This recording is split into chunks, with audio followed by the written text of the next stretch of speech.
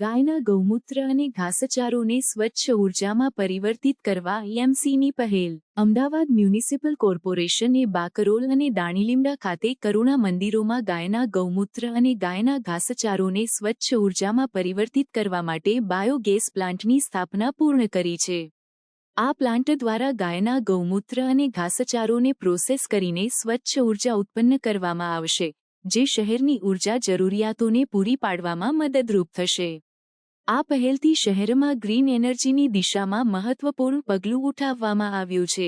AMC દ્વારા બાકરોલ અને દાણીલીમડા ખાતે કરુણા મંદિરોમાં ગાયના ગૌમૂત્ર અને ઘાસચારો એકત્રિત કરવામાં આવે છે.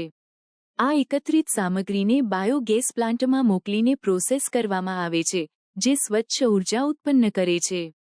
આ પ્રક્રિયા દ્વારા શહેરની ઉર્જા જરૂરિયાતોને પૂરી પાડવામાં મદદ મળશે અને પર્યાવરણને પણ લાભ થશે. આ પહેલથી એએમસીએ પર્યાવરણ સંરક્ષણ અને સ્વચ્છ ઉર્જા ઉત્પન્ન કરવાની દિશામાં મહત્વપૂર્ણ પગલું ઉઠાવ્યું છે. આ પ્રોજેક્ટ દ્વારા ગાયના ગૌમૂત્ર અને ઘાસચારો જેવા બાયોવેસ્ટને સ્વચ્છ ઉર્જામાં પરિવર્તિત કરીને પર્યાવરણને બચાવવા અને ઉર્જા સંસાધનોના ઉપયોગમાં સુધારો કરવામાં આવશે. આ પહેલથી એએમસીએ પર્યાવરણ સંરક્ષણ અને સ્વચ્છ ઉર્જા ઉત્પન્ન કરવાની દિશામાં મહત્વપૂર્ણ પગલું ઉઠાવ્યું છે.